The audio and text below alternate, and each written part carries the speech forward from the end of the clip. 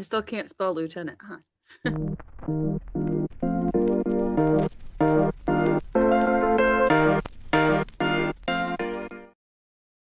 All right, folks, welcome back to the show. Today we've got a special guest, Joe Hannoush, if I said that correctly, who's running for the Florida House of Representatives in District 28. Now, for those of you who don't know, District 28 covers parts of Volusia County, places like Ormond Beach, Holly Hill, and some surrounding areas. This district is a critical one, and Joe's here to shake things up with his no BS libertarian approach.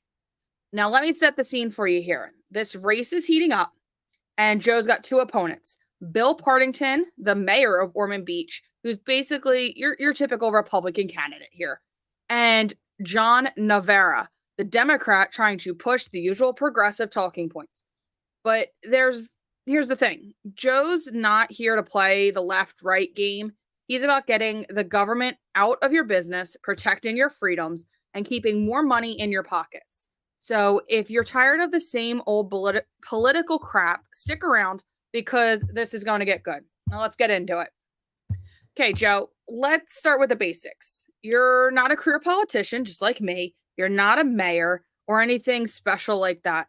So what made you decide to run for the Florida House of Representatives in District 28? Like, what was your aha moment, your coming to terms, awakening? Said like, you know what? I've had enough of this political nonsense. I need to do something about it because obviously no one else is doing it right. Yeah. So thank you for having me on, first of all. Yeah, my aha moment, I actually do have a moment where this actually happened where I was like, you know what? I'm running for office. And that was actually in 2016. I was filling out my sample ballot at home so I could, take it as a cheat sheet for when I go actually vote in person. And I was, I did my research on the candidates. This is, again, 2016. So I voted for Gary Johnson, obviously. There was a libertarian running for U.S. Senate here in Florida. I voted for him. And then it got down to Congress and State House and State Senate. And I was like, I did my research and I was like, I don't like any of these candidates at all. So I kind of I was complaining, right? I heard myself complaining. So I decided to be the change I wish to see. And I will become my own solution next time around. So I decided to run at that moment, decided to run for office back in 2018. And then I ran again. This is my actual fourth time running. So I've run every cycle since then. I'm trying to continue to be the change. Nice. So speaking of things that hit people where it hurts, let's talk about property taxes. The cost of living in Florida just keeps increasing. Property taxes, rent, everything along that lines. Now, Partington's out there saying that he's against tax increases and all of that. But here we are with people in your district feeling the squeeze. What's your plan for handling property taxes and making sure people in District 28 don't have to worry about getting taxed out of their homes? Like, Right. So, how do you actually lower the cost of living without relying on the usual political scripts? no, and that's a great question. And I came up with this back in my first campaign. And believe it or not, I believe for the upcoming session, a sitting Republican actually in Florida, he's already elected representative. He filed the first bill that I'm aware of to abolish property taxes. Now, he stole that idea from me. I'm taking credit for it because I said it first. I actually campaigned on that in my first two state house campaigns. And what we have here in Florida is we have a sales tax. So about 80% of the state's revenue, taxation, comes from that sales tax.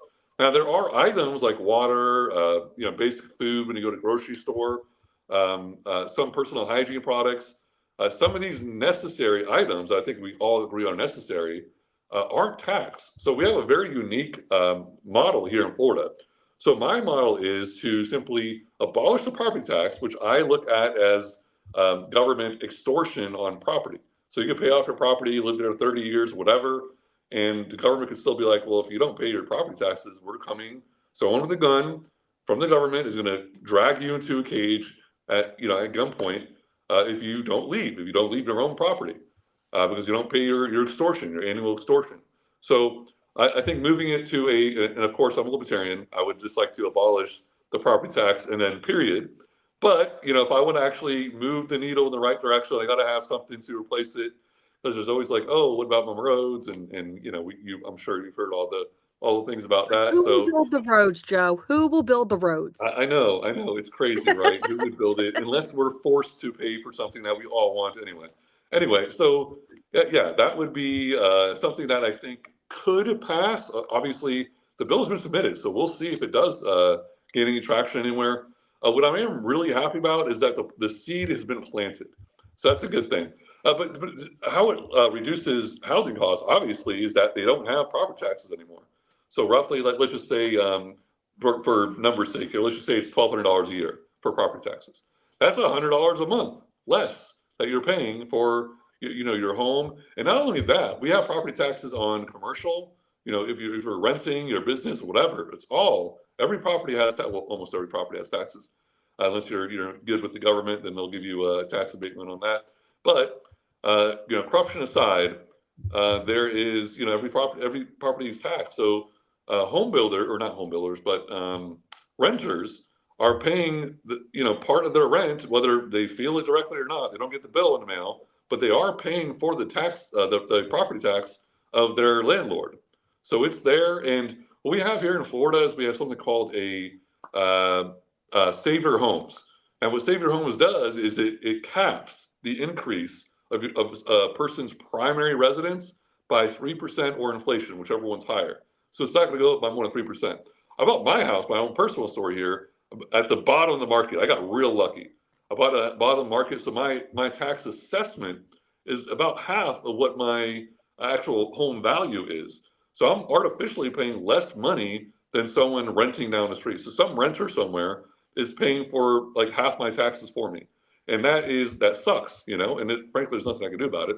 I'm not going to give government voluntarily more money, but anyway, that needs to change. That's a system that I'd like to get rid of and make it less extortion, and it will drive down costs. And it's not a regressive tax. Some people call it regressive, but like I said before, there are carve-outs for necessary things. So if you're poor, you're not paying for like these necessary items like personal hygiene products, for food and water, for basic needs. So you could get away with not paying any taxes at all if you want to. But right now, if you live anywhere, unless you're unhoused, you're paying a property tax either directly or indirectly. Yeah. So affordable housing is another major issue, and you kind of touched on it a little bit. And everyone's talking about it. No one seems to be fixing it, though. So prices are insane, especially seems like in your district. And Partington's got the local government experience. Navarro's probably going to hit you with the usual big government solutions. But what's the libertarian way? How do you make sure working class people can afford to have a roof over their heads without just piling on more regulations and more government intervention and just giving the government more and more power? Yeah, for me, it's tiny homes. A lot of people, especially now, I think it's at record highs, or at least in modern history, there are people that are not getting married. They're deciding not to have married, not to get married, not to have kids. They're kind of just like living life for their own. Frankly, I'm one of those people. So I'm completely fine if I could have a tiny home. I'd probably, after I move out of here, I'll probably go move into a tiny home. If I don't want to live in an apartment, but I want to have some kind of autonomy, yeah, tiny home. It's going to be a lot less expensive. You're taking up a lot less room, a lot less maintenance, a lot less, AC, a lot less everything. Like everything's reduced. So I think tiny homes would be a great solution. It's something I've advocated for here locally. I think expanding short-term rentals. I think people like Airbnb or something. It's technically illegal in my county, but people do it anyway. But I would make that legal, and so people could rent out their room or whatever, and that helps with the housing costs. So Yeah, I can keep going on and on with that, but honestly, it's like a lot of things. I wish I could do a tiny house, but having 3 kids and one of them being a Sasquatch is a little counterproductive with that. Right. But Yeah. it's apartment living with the perks of an apartment and the perks of a single family home. You get the land and the property to enjoy. You don't have neighbors on top of you, yet you have the space of a small apartment that to care for. That's the cost effectiveness. I love the idea. So with education, Florida's been big on school choice lately, but it seems pretty divisive. you've got one side saying it's the answer to all our problems, it's the end all be all. And you got the other side that's freaking out about public schools losing funding and affecting those that want to use public schools. So, what's your take on school choice? Like, how do you expand options for parents without leaving public schools in the dust? I'm guessing you've probably got more of a freedom-centered approach than what Navarro is going to push, but I still want to know exactly what your perspective is. Right, correct. And my freedom approach is, I'm a libertarian again. I'd like to abolish public schools. But, we don't live in that reality right now. If I get elected, I will have to work with Republicans and Democrats and get Governor DeSantis to sign off on it here also. So it's got to be something pragmatic. But as we could peel the onion, the rotten layers of onion back. So we have expanded here in the state of Florida. We have expanded money follows the student. And right now, it's about a $7,000 or $8,000 allocation, depending on certain circumstances, grade levels, whatever. Right, but for my county, we have 57 or 58,000 students enrolled into public school. Our school board budget here locally is $1.2, $1.3 billion. So it comes out to be over, I think, between $21,000 and $23,000 per student per year, which is insanity to me. So what I would like to see is take that $7,000 or $8,000, double it, make it $14,000, $15,000, $16,000, something like that, and you just completely get rid of the extra third. Again, I'm a libertarian here, so we're going to cut taxes and expand money follows the student. Because if you have a student with if you could homeschool and you get $14,000, $15,000, you can stay at home now. You're good like that. You don't have that. You could have one parent stay at home. If I had a kid and say I was a single dad or something, you could hire a tutor for 4 hours a week, whatever the thing is, or work around your schedule so you don't have to go there. Whatever the school schedule is now, 8 to 2 or whatever it is, you could do. If you work days and you want to have them be tutored at night, you could hire a tutor that works with that. Kind of have like Uber for tutoring. And I've talked to a lot of teachers about this idea, by the way. Like I've collected petitions in front of libraries, and I'll talk to a lot of tutors, like teachers, that'll come out and say they're tutoring on the side to get some money, to tutor students a little bit extra. But they're actually making more money tutoring. It's more flexible to their schedule. They enjoy it more. It's more focused on the students. So parents love it. It's better for students, better for educators. So it's all the way around. It's a good thing. And I'm not sure if you've seen this chart before. It's made its waves around Twitter, but it's a chart saying the last, I think, 40 years since the inception of the Department of Education.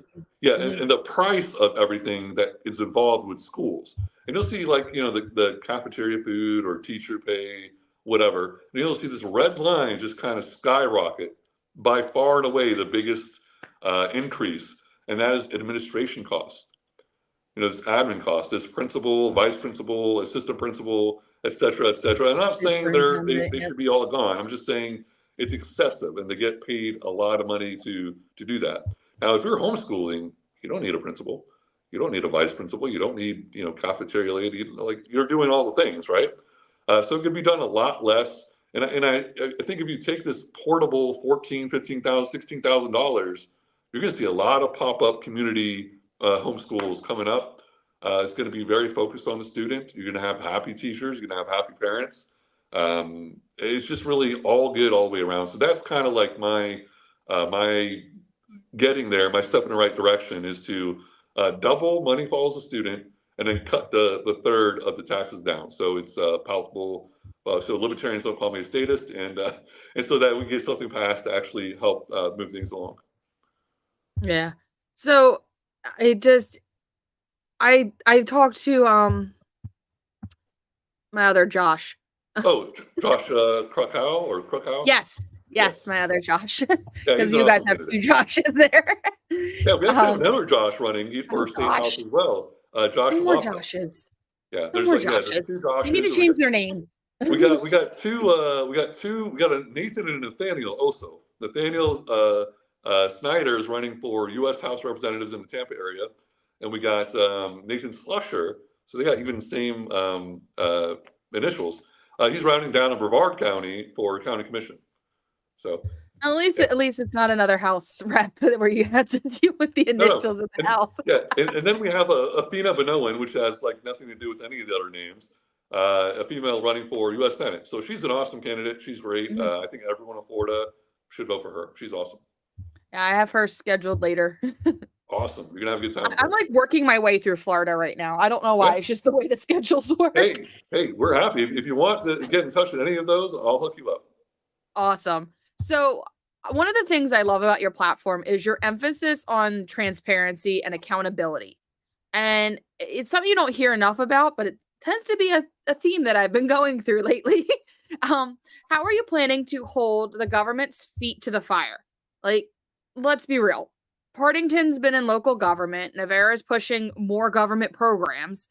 How do you make sure Tallahassee's accountable to the people? And how do you keep your district informed about what's really going on behind the scenes, like pulling back that curtain on Oz? Right.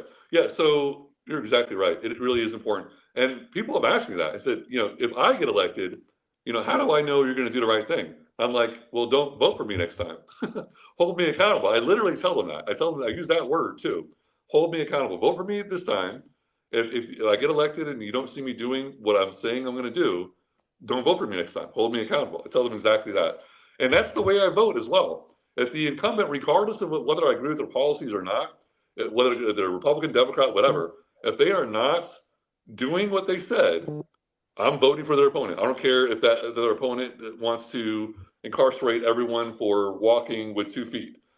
I'm going to vote for them over the person that is in office and has proven to me that they are oath of office breakers. They're just there for the wrong reasons. And this is stuff that I always carry around with me. This is the Declaration of Independence in U.S. Constitution. Whenever someone asks me, like, what do you believe in, Joe? Well, I'd say the Bill of Rights. We'll start there. So it's First Amendment, Second Amendment, all the things in there. We got Bill Partington, the Republican running. This is an open seat, by the way. He's currently by my ear. And he touts being a low tax, fighter for lower taxes. There was, I come from Ormond Beach, so that's a city of 40,000 residents, roughly. We just had property tax time here in Florida. And as mayor, he voted to increase property taxes by 12%. And I was the only person out of 40,000 residents that spoke during that public comment time that says, don't raise property taxes. And they raised it. And he's supposed to be the fighter against higher taxes. Well, he's not. I am. And if I get elected, I could be that voice. I could have that stage where I'm telling people, I'm doing this. You got these people in these other districts not doing that. You need to vote them out, find someone else to run against them. So yeah, I'll definitely be using that stage. And anyone that listens to me, I tell them all about this. The political parties are running the show. Our biggest anti-Second Amendment, biggest First Amendment, anti-First Amendment bills here, all passed by Republicans. Florida's been a Republican for at least a generation now. I mean, it's been since I think 2000. Just Republicans passing anti-Second Amendment, anti-First Amendment, record high budgets. When I first started getting involved, this is 2017, 2018, the budget for Florida was about $81 billion. Now, $115 billion. That's not fiscally conservative. So yeah, I'm calling it out every chance I get. Yeah, so it sounds like it's similar, a little bit like my township here. Like mine's on a township level. That is where I've been running the last 2 years and stuff. And so we just did our budget meeting and presentation stuff last night. And our township, they're like, oh, we haven't raised our millage in 15 years.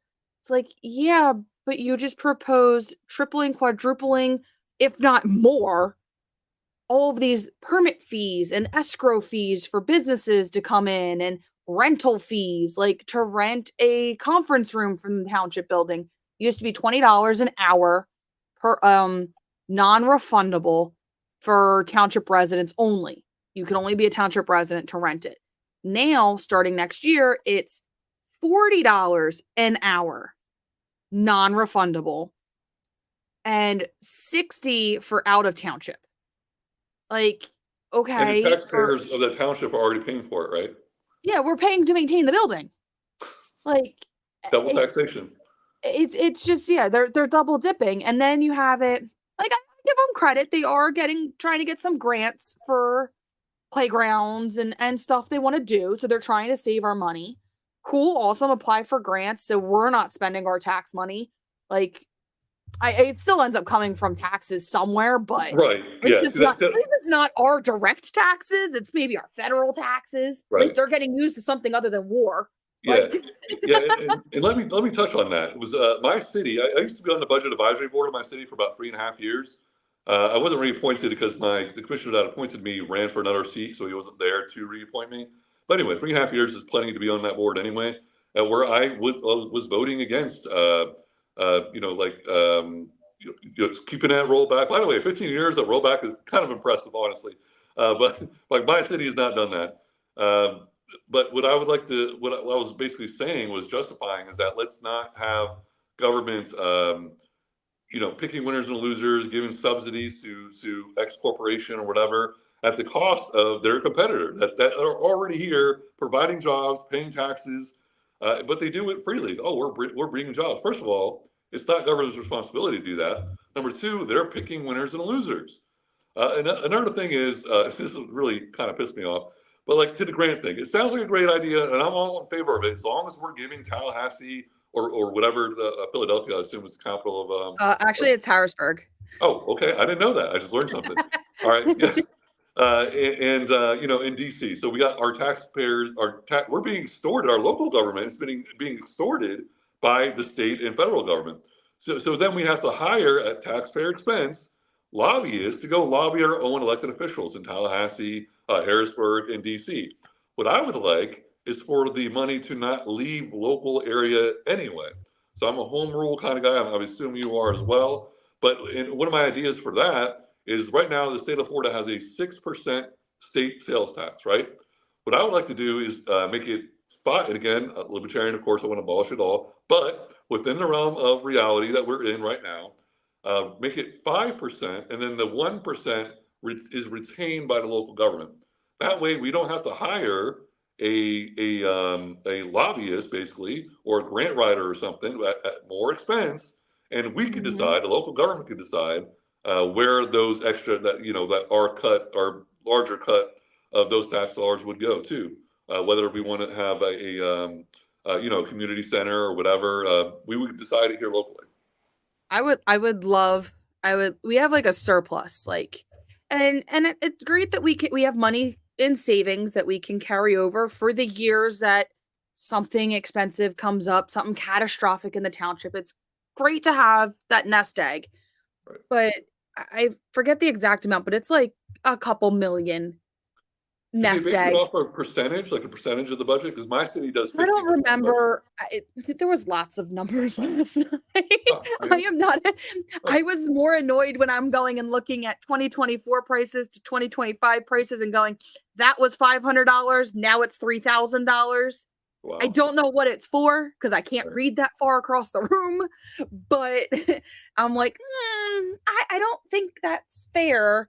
And their justification was that they did a survey of local bordering townships, and they went and said that we were severely undercharging, and they increased accordingly. But I want to hopefully say, and give them benefit of the doubt, which is probably going to come and bite me in the butt, and say that we are still lower than the neighboring townships. But I don't know. But one of our townships, I was like looking at the millage, we're the third from the bottom in millage amounts. There's one that's 4, then it goes to 12, and then it goes to us at 15, and then I think it's 17, 18, and 28. Like, there's like, we go from 4 to 28 in millage in our area. Now, again, some of them are smaller or less populated, more farmland, stuff like that. So some of them, they're not super comparable townships, but I'm just looking at all these numbers and I'm just like, while I'm coming from a business perspective, because I do run my own business as well. I'm like, so we're not charging enough. We still have a surplus.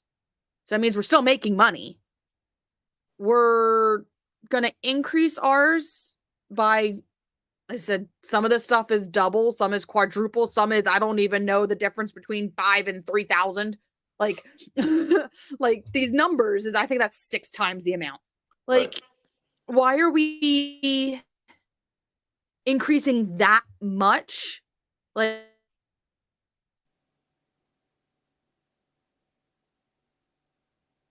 why that's still bringing in double what you were before, and see what happens to the business, to the income, the interest, before you go and increase by these huge amounts. Now, again, some of them were because our contractors were certain things increased their rates, and we passed that along to the others, which is fine, because it was like 17% or something. Like, it was like, that was tiny. But I don't know. Like, and touching on grants again, and now I want to kind of go into a little bit with privacy and surveillance. Now, I know, like, it's, again, that's a big thing with libertarians and all of us and stuff like that. And my township, we are getting it's not it's a license plate reader, but it is, forget the exact phrasing, but it's like, it's the one that constantly scans the license plates, but it's not for red light. It's for surveillance. Yeah. It's to check for registrations. Oh, automated license plate reader. And it's for outdated registrations and to track vehicles that are on, like, that have bolos. And I'm like, okay, but here's the problem. You're now surveilling me, who's a relatively law-abiding citizen, in my own home township, against my wishes, and it's run by AI, and it's paid for by taxes, not taxes, it's paid for by grants, which, and ultimately is taxes. Right. Because it's for homeland security and improved safety. I'm like, no, there's a fourth and 14th amendments that say otherwise. Right. What's your take on those types of devices coming about in our communities? Right. Yeah. So Volusia County does have that, and our sheriff Mike Chickwood is huge on those. He loves them. He's all about growing government. So he says the benefits of them are like if someone like robs a store, or someone like suspected of something, and here's the plate. So they would be read everywhere, like all over Volusia County, and that's a way to track them. So you can tell police, okay, the bad guys over there, go search over there or whatever. But I'm thinking, we have due process. You mentioned the 4th Amendment, 14th Amendment. We have due process. You're innocent until you're proven guilty. And we have the cops coming after you for I don't know what. It's not something that I am a fan of at all. In the state of Florida, it's we had red light cameras, and some places still do. In my particular county, they had them and then they got rid of them. There's a workaround around it. So you go to court if you decide to take it to court instead of just paying the fine. You say, I would like to face my accuser. Well, your accuser is AI. It's a machine, so it can't show up to be faced, and then it gets thrown out of court there. But yeah, I mean, to me, it turns into a surveillance state. They start out, maybe we'll call it good intentions, like chasing the bad guys, whatever. But then it's going to be like, okay, this person isn't, their kid hasn't gone to school for a week, so let's call DCF on them. We'll track their license plate, then track them down, pull them over, and say you're going to DCF. Here's your court date or whatever. So it's a slippery slope if it's not already down that slope. towards a massive surveillance state, and it's going to have a lot of unintended consequences and constitutional infringements, as you cited some already, that I frankly don't want to see. So I'm Yeah, against no, those. I'm afraid of them if they ever do decide to go against the Second Amendment and everything. And they're going to be like, well, you're listed as either having guns or having had guns because they got lost in a boating accident. And so Yeah, they're going to go after those vehicles first yeah, no, and find an excuse. right. And I can't even imagine, although I'm thinking of it now. Down the road, they're going to have X-ray vision on those readers. Yeah. It's like, oh, you can't have a Let's gun stop longer 'em. than 1 foot long. Yeah. Oh, Or we X-rayed your car. We see a 13-inch firearm. You're straight to jail. you have too many bullets in your vehicle. Right. Yeah. Exactly. Like Yeah. it's something stupid. Yeah. So yeah, Like I'm against it. I think it's just can of worms you don't want to touch. Like if with cameras, like of the two, I'm slightly more okay with red light cameras than the automated license plate reader ones. Only because the red light ones are only activated when you committed an offense. Even though, like, you can't face your accuser, you really shouldn't get charged. At least they're only activated when you're actively committing an offense of blowing a red light. These other ones, they can just arbitrarily throw your license plate into the registry for it, and it'll flag. Like, what is it gonna happen? Like, are they gonna like track me down eventually, or like harass me if my registration's out and it keeps flagging because it's in a main intersection? Right. I asked that, and they were like, well, we'd get too many of them, so we would just ignore those. Like, yeah, okay. You have a couple officers that like purposely seek out of state license plates or residents or people traveling through our township that just don't quite fit the general consensus of the area. Like, they go for the minorities, and I'm like, no, I don't think that this is going to get used exactly like it's supposed to. Right. And we were talking about the property taxes being extortion elsewhere. Something that people don't talk about that I am frankly pushing on this year in this campaign are those stickers, the license plate registration. We don't have the those. property tax for cars. There might be a lot less. I think I paid like $36 a year for mine. God, So I wish. it's relatively small, but still, like, what's the amount? When is it okay for government to extort you for using your own car? Like, when is it okay? We have it. Ours is, I think, $47 in Pennsylvania, but we don't have stickers. Don't have stickers anymore. So we saved money there. Saving tax dollars. And we have to print our own registration card for our vehicle. So we can do 2 years in a clip so that we can definitely forget to renew it.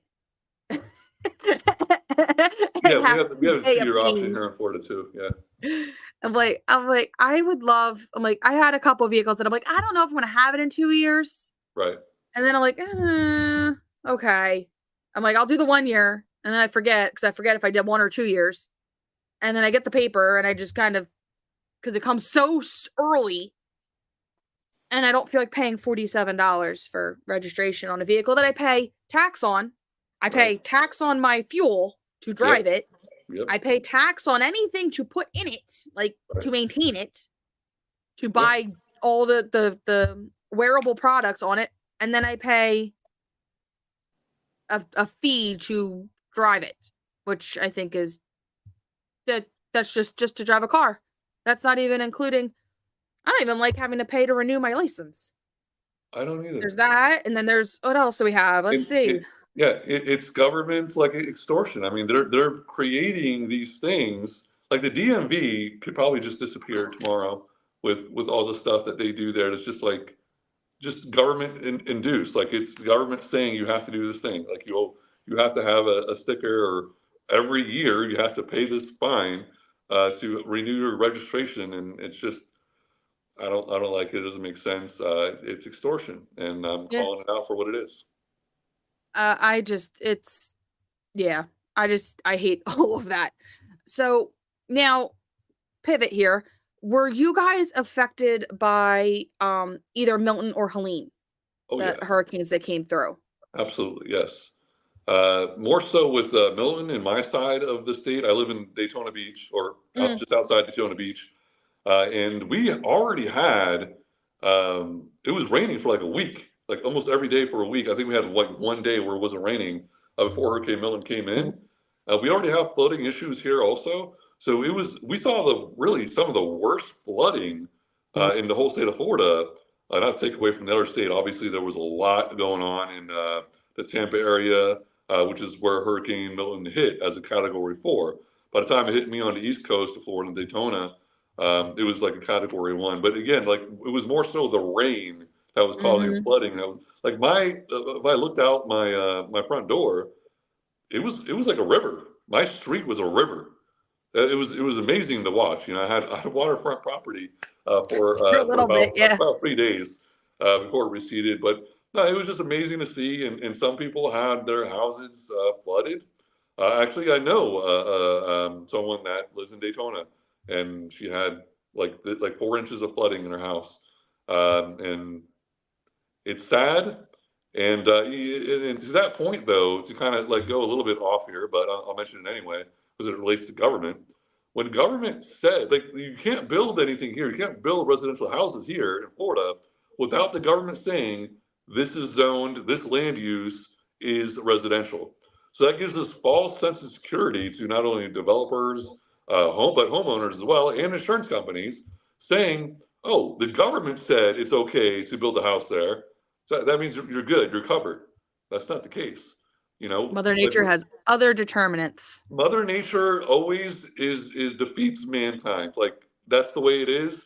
And there is. I was just driving by today. There's a neighborhood right across the street from where I live, where they're just now starting development of this huge small community. It's like I think eventually it's gonna be like 8,000 homes or something. So basically a small town in this little area. It's still flooded. Like it's literally wetlands right now, and they're gonna build homes on it everywhere. And where's that water gonna go? Back to my Into the house. neighborhood, the older neighborhoods. And it's okay. The government says you could do that, and so I think the government should get out of it. Government should get out of the business of land use, of zoning. And hey, if you and an insurance company or not an insurance company, if you want to do it on your own, I want to build here. That's on you. That's the way I would do it. So get government out of it. Government should not be given the okay, because the government says okay, it's on the government now, which is backed by the taxpayers, and I don't want to back stupid decisions by government. Yeah. Now, are you familiar with Libertarian Mutual Aid? I am, yeah, Um, I've heard of it, yeah. yeah. I've been working with them and getting them in touch with people in Florida and stuff because of the hurricanes and everything. Because obviously the government's not doing anything and FEMA goes, "Woo, goodbye. Oh, you had a I'll tell you this hurricane? We though, didn't know." yeah, the elected officials like Governor DeSantis, Governor Scott, the president, Biden, is both parties, Democrats and Republicans. They love coming over here and making speeches, stopping the work, getting all the experts actually doing the work behind them, that they could easily give the information even better than the elected officials do, but they stop the Mm-hmm. work everywhere. The focus is on them, and that hurts relief efforts. Mm-hmm. Excuse me. But yeah, I believe Mike Tremont was helping out with that here with the Libertarian Mutual Aid. He did a little video commercial for that. And along with Nathaniel Snyder, who's, again, a Libertarian candidate for U.S. House over here in the Tampa area. But yeah, they're both helping out over here. So it's good to see Libertarian candidates in a Libertarian PAC kind of get together. And you obviously promoting it is a great thing. And us kind of being the change that we wish to see. Yeah. I love everything that Pat Ford and all of them Yeah. are doing with it. And again, I have a soft spot for Mike. So so I love to see Mike helping out and stuff where he's from and everything, because he's from Broward County, Florida. So he's been Yeah. helping out Yeah. all over and everything. So again, like I don't know if you call, again, like I said, Mike's a buddy of mine, and I actually was honored to endorse him at National Convention for the Libertarians. So that was something fun to do. So just kind of going to start wrapping up a little bit. It's definitely been great to have you on, and I could talk to you forever and ask a million questions. But I know you have to get going. And you definitely have a ton of passion about what you're doing, what you plan to do, and just being for the people and really being held accountable by District 28. Before we officially wrap up, what is your final message to your voters, and why should they choose you over the typical Republican and Democratic options? Yeah. So Joe Hannoush. I'm a Libertarian candidate running for State House here in Florida, District 28. So it's northeast Volusia County. And they should vote for me because I want them to hold me accountable. You don't hear the Republicans and Democrats saying that. Not only that, I want to. I am going to Tallahassee if I get elected.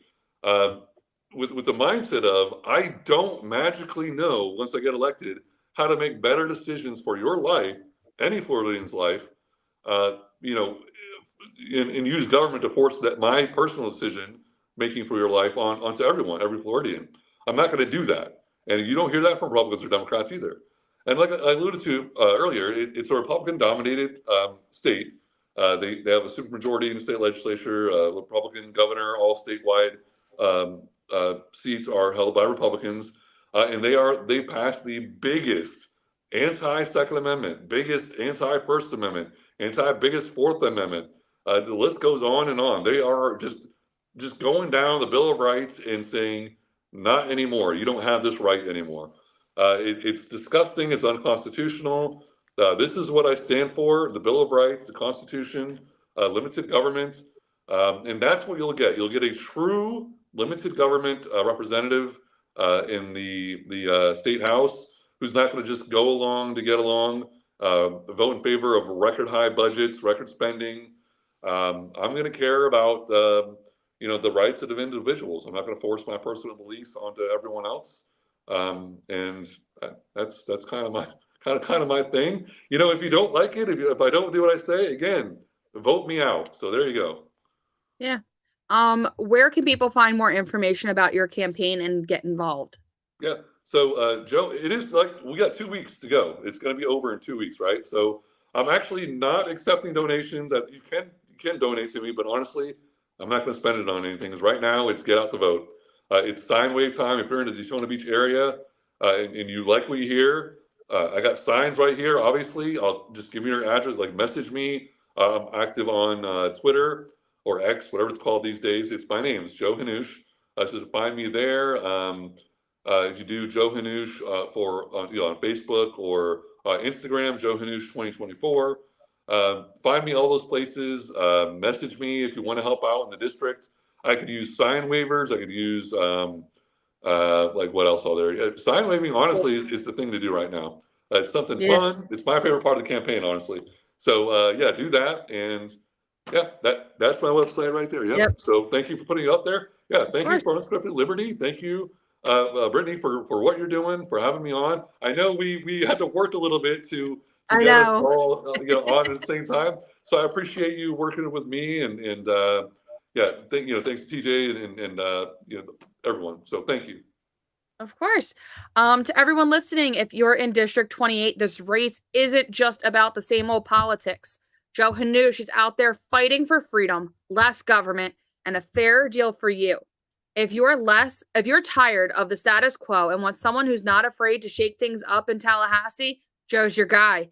Make sure to check out his campaign and follow him on social media and stay informed as we get closer to Election Day. Now, before we wrap up, I want to take a minute to talk about something that's a little bit bigger than all of us here. Something that we cannot forget about, and that is Ross Ulbricht. Many of you know the story by now, and for those of you who don't, Ross was sentenced to life in prison without parole for creating a website, Silk Road, that operated as an open marketplace. Now, while Ross made mistakes, what's clear is the government came down on him harder than it would on many violent criminals. Ross has spent over a decade in prison under some of the harshest conditions for non-violent crimes. His sentence is unjust, and it's time for the president to step up and correct this injustice. President Biden, if you're listening, or anyone who can get to him, do the right thing and pardon Ross Ulbricht. This is about more than just one man. Ross's case represents a much larger problem with the criminal justice system here in the US, a system that often targets people with draconian penalties while ignoring more significant injustices. Now let's not forget about him. It's time for justice. Thank you so much for turning in, everyone, and remember to stay informed, fight for your freedoms, and make your voice heard, and we'll catch you next time.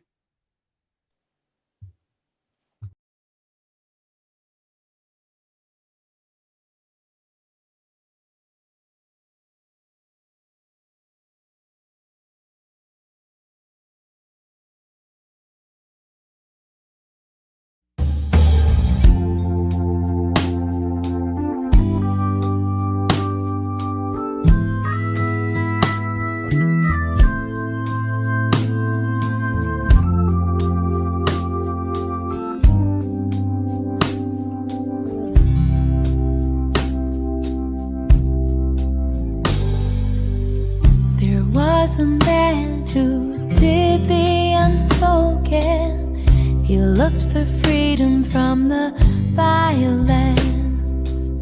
No one is perfect when there's new ground broken. A mess is made and someone gets blamed. He had a dream of harmony as you wish to live out your own. We cannot stand for this, cannot have you fall along the Silk Road. This ain't the movies, there's a war in the streets. The innocent are in jail. We pray for justice and we wanna be free. Hope the truth will prevail. He had a dream of harmony as you wish to live out your own. We cannot stand for this, cannot have you fall along the Silk Road.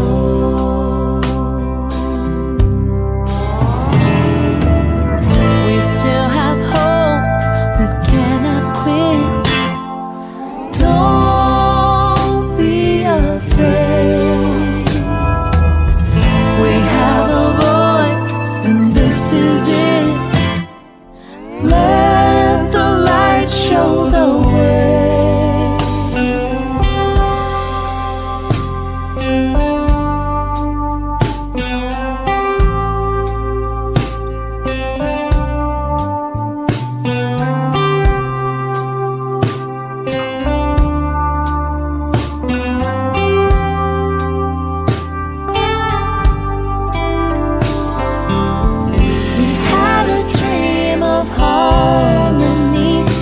You wish to live out your own. We cannot stand for this, cannot have you fall along the Silk Road.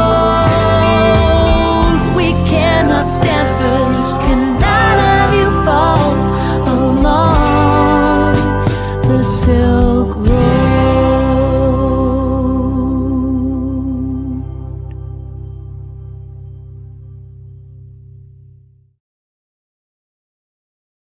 On day one, I will commute the sentence of Ross Ulbricht to a sentence of time served.